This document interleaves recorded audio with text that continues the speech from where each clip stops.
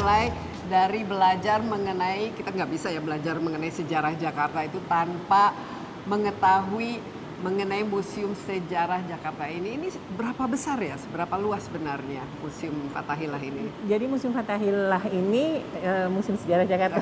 Jadi nama resminya Museum Sejarah Jakarta. Cuma orang kenalnya Wadi Museum Fathahillah karena Museum letaknya Fathahillah. di depan Taman Fathahillah ya. Jadi Museum Sejarah Jakarta itu terdiri dari museumnya sendiri dan juga Taman Fathahillah.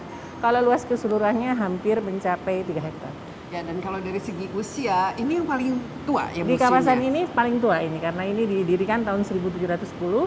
Kalau Museum Seni Rupa Keramik itu 1 abad berikutnya 1800 dan Museum Wayang yang paling muda. Ya, kalau kita lihat itu di luar itu ada tulisan kantor gubernur. Ya, Yang Gubernur Tersunggur. Ini terkenal sekali kalau kita belajar sejarah ya. Betul, betul. Jadi ini dulu namanya ini sebenarnya kantor gubernur Jakarta ya. Dulu Belum ada Jakarta itu, masih Batavia. Masih Batavia. Zaman kolonial. Betul. Kalau orang Belanda bilangnya Stadhuis Stadhuis. atau bahasa Inggrisnya City Hall City atau Hall. Balai Kota Batavia. Ini Balai Kota Batavia yang ketiga, Mbak Desi.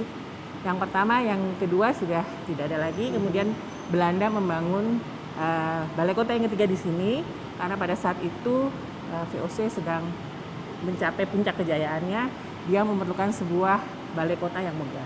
Ini yang jadi yang ketiga ya. Ketiga. Yang pertama di mana? Yang kedua? Yang pertama dan kedua di daerah sekitar Kali Besar, tapi sekarang sudah tidak ada lagi. Terus yang kedua? Yang kedua di dekat Sungai Ciliwung juga, karena ini tadinya dialiri oleh Sungai Ciliwung, tapi sudah tidak Sudah ada. tidak ada. Kenapa? Karena kebakar, rusak Karena atau?